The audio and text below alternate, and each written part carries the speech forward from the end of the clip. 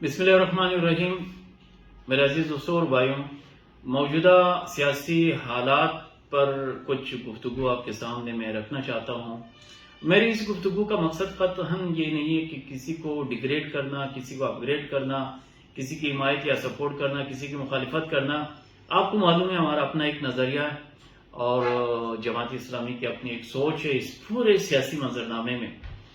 اس کے ساتھ تمام سیاسی کارکنوں سے بھی میں درخواست کروں گا کہ میرا مقصد قطعاً کسی کی دل آزاری نہیں ہے، بلکہ میں صرف یہ کہنا چاہتا ہوں کہ موجودہ حالات کے تناظر میں سیاسی طرز کا جو کلچر ہے یہاں پر، اور جیسی سیاسی پارٹیاں ہیں، اور جس طرح ایک خاندانی اسٹیٹس ہے سیاسی کلچر میں، سیاسی پارٹیوں میں، اور جس طرح وہ عام لوگوں کی جذبات سے کھیلنے کی کوشش کر رہے ہیں، میں یہ سمجھتا ہوں کہ ان سیاسی حالات میں ہر فرد کا، ہر شہری کا یہ فرض بنتا ہے کہ وہ اللہ کی دیے ہوئے عقل و شعور کو استعمال کرتے ہوئے حقائق تک پہنچنے کی کوشش کرے، ڈیپ تک جائے، حق اور باطل میں فرق کرے، سچ اور جھوٹ میں فرق کرے، صحیح اور غلط میں فرق کرے، اور وہ کون سی سیاسی سلوگنز ہیں، وہ کون سی سیاسی نعرے ہیں،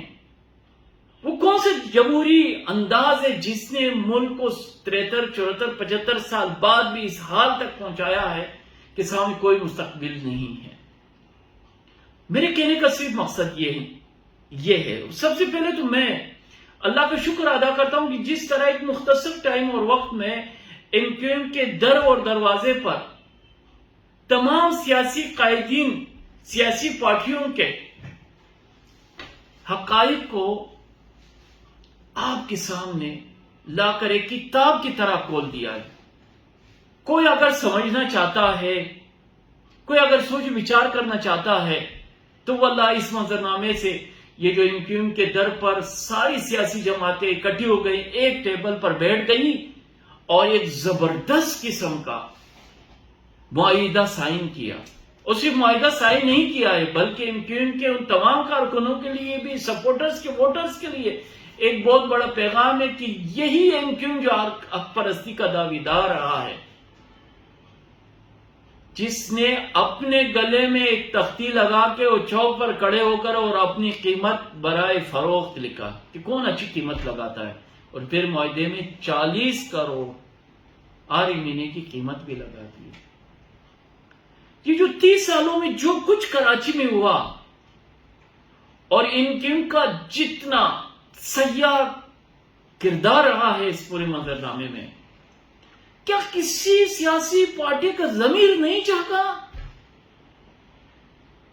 آپ تو سیاسی پارٹیوں کو چھوڑ دیں، جو ملک کا وزیر اعظم ہے، منتخب وزیر اعظم، جس کا سلوگن کرپشن کے خلاف، ظلم کے خلاف، مدینہ کی اسلامی ریاست کے اور نئے پاکستان کے سلوگن پر بہت زبردست جذباتی نعرے ہیں، یعنی اپنے اقتدار کو بچانے کے لیے وہ بھی اس کے در و دروازے پر آ گئے۔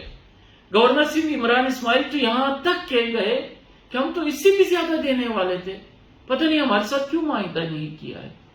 ایمانداری سے بتائیں، ہر سیاسی کارکن اپنی دل پر ہاتھ رکھ کر بتائے، کیا یہ سوچنے کا، سمجھنے کا، غور کرنے کا مقام نہیں ہے؟ کیا یہ جو اس وقت پورے ملک میں تباہی، بربادی اور ایک بدترین حالات سے شہر کراچی دوچار ہے، پورا سین دوچار ہے، ان سیاسی جماعتوں کا اس میں کردار نہیں ہے؟ آج اگر پیپلز پارٹی کا ایک سیکرٹری سے، یوسی سیکرٹری سے لے کر وزیر اعلیٰ تک ساری اختیارات انتظامیہ ان کے پاس ہے، کیا ڈیلیور کیا ہے پیپلز پارٹی نے سندھ کو، کراچی کو، پورے بڑے شہروں کو سندھ کے؟ آپ تو چھوڑیے سارے شہر، لاڑکانہ اور لیاری کا اگزامپل آپ سامنے رکھے۔ میرے عزیز دوستو، اسی شہر کراچی نے PTI کو 2 درجن MPs اور 1 درجن سے زیادہ MNAs دیے، گورنر دیا، صدر مملکت ملک کا کراچی سے ہے۔ کیا ڈیلیور کیا انہوں نے 3.5 سالوں میں؟ آج لوگ پانی سے محروم، بجلی سے محروم، گیس سے محروم، روڈ اور سڑکوں سے محروم، اچھی ایجوکیشن سے محروم، صحت سے محروم، روزگار سے محروم۔ کون اس کی ذمہ دار ہے؟ میرے عزیز دوستو،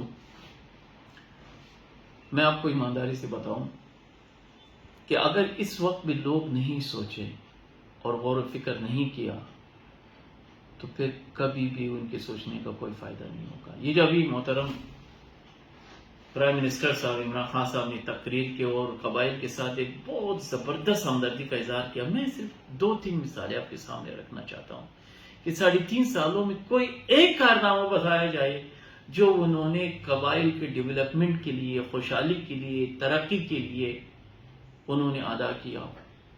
یہ جو ابھی جانخیل قبائل میں لاپتہ لوگ نوجوان انکاؤنٹر ہو گئے تھے اور اس کی لاشیں ملی اور اس پر احتجاج ہوا، اور یہ جو بار بار قبائل سے جینین ایشو مائنز کی صفائی کے حوالے سے یہاں مائنز جو ہے وہ بلاسٹ ہو جاتے ہیں، بچیوں کے آپ کتنی، آپ سوشل میڈیا پر آپ اس کو سرچ کریں، گوگل پر سرچ کریں، پھول جیسے خوبصورت بچے ہاتھوں سے پاؤں سے محروم ہو گئے، چہرے ان کے مست ہو گئے. وزیر اعظم صاحب آپ نے اس کے حوالے سے کیا کیا ہے؟ یہ جو کراچی میں نقیب اللہ مسعود کی شہادت ہوئی اور راؤ انور، ایس ایس پی راؤ انور کے خلاف جی آئی ٹیز بنی، ان کے خود پولیس کمیٹی نے یہ رپورٹ کی کہ 444 لوگوں کے بے گناہ قتل ہوئے ہیں، اور نقیب اللہ مسعود کے پہلے احتجاج پر آپ کے عارف علوی جو صدر بنے، عمران اسفا جو گورنر بنے، آپ کے 1 درجن ایمنیز موجود تھے، جماعت اسلامی سے میری نمائندگی تھی، اس احتجاج میں موجود تھا. آپ وزیر اعظم بن گئے، آپ کا پریزیڈنٹ بن گیا، گورنر بن گئے، ایمنیز بن گئے، حکومت بن گئے. 3.5 سالوں میں آپ نے قبائل نوجوان نقیب اللہ مسعود کی کیا داد رسید کی ہے؟ آج تک وہ راؤ انور جو ہے نا کلم گھوم رہا ہے، کوئی اس پر ہاتھ ڈال سکا ہے؟ آپ کیسے قبائل سے محبت کا اظہار کرتے ہیں؟ میرے عزیز دوستو، میں یہاں ہمارا ایک اتحاد بنا تمام سیاسی پارٹیوں کا پچھلے بلدیاتی الیکشن میں، ان کے مدی مقابل وہ اتحاد تھا. یہ آپ ڈسٹرکٹ ویسٹ کے پی ٹی آئی کے ایم پی اے سے اس کی تصدیق بھی کر سکتے ہیں. ساری پارٹیاں حلف لیا کہ ہم اتحاد کے ساتھ چلیں گے. اور میرے عزیز دوستو، جس دن نیکسٹ ڈے الیکشن تھا، اس دن پی ٹی آئی کی تمام ممبران ایم کے ساتھ چلے گئے، اور وسیم اختر، عمران اسماعیل کے لیول پر یہ مذاکرات ہوئے، اور حلف اٹھانے کے بعد بھی وہ ووٹ جو تھا پی ٹی آئی نے اتحاد کو نہیں دی، حلفیہ ووٹ، اور ایم کو جا کے دے دیے. یہ کون سا نیا پاکستان تھا؟ یہ کون سا مدینہ کی اسلامی ریاست کی یہ بات ہو رہی ہے؟ میرا خود پچھلے جنرل الیکشن میں 2013 کے الیکشن میں پی ایس 93 سے جب انتخاب ہوا تو میں واضح اکثریت سے میں جیتا ہوا تھا. ریزلٹ چینج کیا گیا، بعد میں پی ٹی آئی کی جو وسیم کا جنرل سیکریٹری تھا اس پر میں نے الیکشن ٹریبونل دھاندلی ثابت کی. سارے ریکارڈ عمران خان کو اس وقت پرووائڈ کیے، ان کو وہاں بھیجے. اور میرا عزیز دوستو، آپ یقین کریں آخر تک کوئی کاروائی اس دھاندلی زدہ ایم پی اے کے خلاف نہیں ہوئی. جبکہ پھر الیکشن ٹریبونل میں نے اس پر دھاندلی ثابت کی، اس کو نااہل قرار دے دیا پی ٹی آئی کے ایم پی اے کو جو سندھ کا جنرل سیکریٹری بھی تھا، اور مجھے as A M P A declare کر دیا، میرا نوٹیفکیشن نکل گیا. اس کے باوجود بھی جب عمران خان کنٹینر پر چڑھا ہوا تھا اسی دھاندلی زدہ ایم پی اے کی حمایت کر رہا تھا. آج بھی وہ ریکارڈ پر موجود ہے. جو نئے پاکستان، جو مدینہ کی اسلامی ریاست کے پاکستان کا نعرہ اور سلوگن کے ساتھ آیا تھا، کوئی ایک مثال پیش کی جائے کہ مدینہ کی اسلامی ریاست کے طرز پر کوئی حکمرانی کی کوئی ایک مثال پیش کرے. بدترین مہنگائی، بے روزگاری، جو لوگ باروزگار تھے ان کو بھی بے روزگار کیا گیا، نوجوانوں پر روزگار کے دروازے بند کیا گیا، بجلی غائب، گیس غائب، بدترین لوڈ شیڈنگ، انفراسٹرکچر تباہ حال. شہر کراچی جیسی شہر کی یہ حالت ہے کہ ایم کیو ایم اسی پی ٹی آئی کا اتحادی تھا. لوگ پانی کی بوند بوند کو ترس رہے ہیں. آپ کے پولیس سسٹم میں کوئی بہتری ہے؟ آپ کے عدالتی سسٹم میں کوئی بہتری ہے؟ آپ کا ایجوکیشن نظام بہتر؟ کیا چیز مدینہ کی اسلامی ریاست کی طرز پہ 3.5 سال کوئی ایک چیز تو بتایا جائے. کیوں لوگوں کے جذبات سے کھیلا جا رہا ہے؟ مدینہ کی اسلامی ریاست قائم کرنے کے لیے انقلاب جیسی تنظیم کو ساتھ ملایا، یعنی اس سے بڑا کوئی جھوٹ ہو سکتا ہے؟ مدینہ کی اسلامی ریاست قائم کرنے کے لیے جس کو آپ اپنی وہاں سے پنجاب کا سب سے بڑا ڈاکو ڈکلیئر کرے کہ پرویز الہی کو اپنے ساتھ ملایا، اور درجنوں الیکٹیبلز کو اپنے ساتھ ملایا، اور بڑے بڑے عہدوں پر آپ نے سرفراز کیا، اور وہ تمام مخلص پی ٹی آئی کے وہ کارکن ذمہ داران جو ڈے اول سے آپ کے ساتھ اس جدوجہد میں تبدیلی کے نام کے اس جدوجہد کے ساتھ آپ کا ساتھ دے رہے تھے، ان کو کتنا پیچھے دھکیل دیا۔ بہت ساروں کو میں جانتا ہوں، اور ان کی جگہوں پر کن لوگوں کے آگے بڑھایا آپ نے۔ اس لیے میں یہ سمجھتا ہوں کہ ابھی بھی یہ جو ایک خط کے حوالے سے، امریکہ کے اس خط کے حوالے سے جس طرح شور شرابہ ہو رہا ہے، میں یہ سمجھتا ہوں کہ خدا را اب لوگوں کی جذبات کے ساتھ نہ کھیلا جائے۔ لوگ عوام سب جانتے ہیں، امریکہ سے نفرت کرتے ہیں لوگ، یہاں پر امریکہ کی پالیسیوں سے نفرت کرتے ہیں، لیکن سیاست کے لیے اب لوگوں کی جذبات سے نہ کھیلا جائے۔ یہ جو جتنے الیکٹیبلز ہیں اب جو اپوزیشن کی طرف آ رہے ہیں، لوگوں نے سب کچھ دیکھا ہے۔ میں یہ سمجھتا ہوں کہ اس وقت عمران خان جس سلوگن کے ساتھ دوبارہ سے عوام کے ساتھ آنا چاہتے ہیں، کرپشن، بدترین نظام حکومت اور امریکی پالیسیاں، یہ گلا سڑا نظام، اس میں کوئی شک شبہ نہیں، گلا سڑا نظام ہے، ناکام نظام حکومت ہے، بدترین کرپشن ہے، بدترین طرز حکمرانی ہے پیپلز پارٹی کا، بدترین طرز حکمرانی رہا ہے MQM اور ان کے ساتھ شامل جماعتوں کا، اور اسی طرح مسلم لیگ نون کا۔ بار بار تو حکمرانی ملی ہے ان لوگوں کو، 3-4 بار حکمرانی ملی ہے۔ اب جو بھی اس گلے سڑے نظام کے خلاف بات کرتا ہے اس میں اٹریکشن تو ہے، لیکن میرا یہ خیال ہے کہ اب لوگوں کی جذبات کے ساتھ کھیلنے کا وقت ختم ہو گیا ہے۔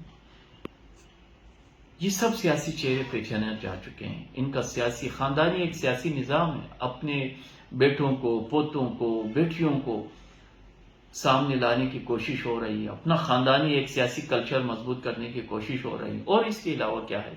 کیا یہ جو ابھی اپوزیشن کو حکومت ملے گی 6 ماہ سے زیادہ یہ نہیں چل سکیں گے، اور اس اپوزیشن، متحدہ اپوزیشن کی حکومت کا جو انجام ہوگا اس سے بھی بدترین ہوگا۔ یعنی جس بدترین طریقے سے پی ٹی آئی کی حکومت کا انجام ہو رہا ہے، ان کی اتحادیوں کا انجام ہو رہا ہے، اس متحدہ اپوزیشن کا اس سے بھی بدترین انجام ہوگا۔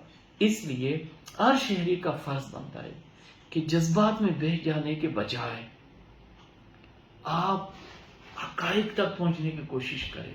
کب تک یہ سیاسی جماعتیں لوگوں کی جذبات سے کھیلتے رہیں گے؟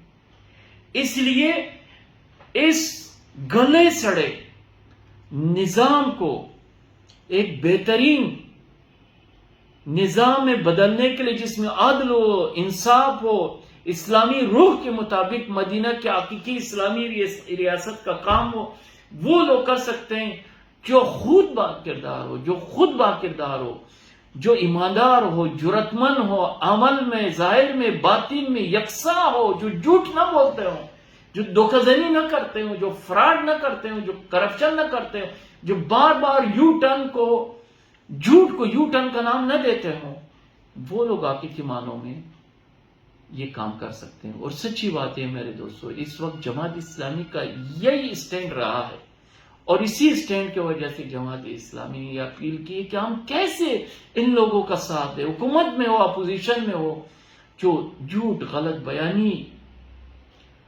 اور الیکٹیبلز کی بنیاد پر ملک کے عام آدمی کی جذبات کے ساتھ کھیلتے ہیں۔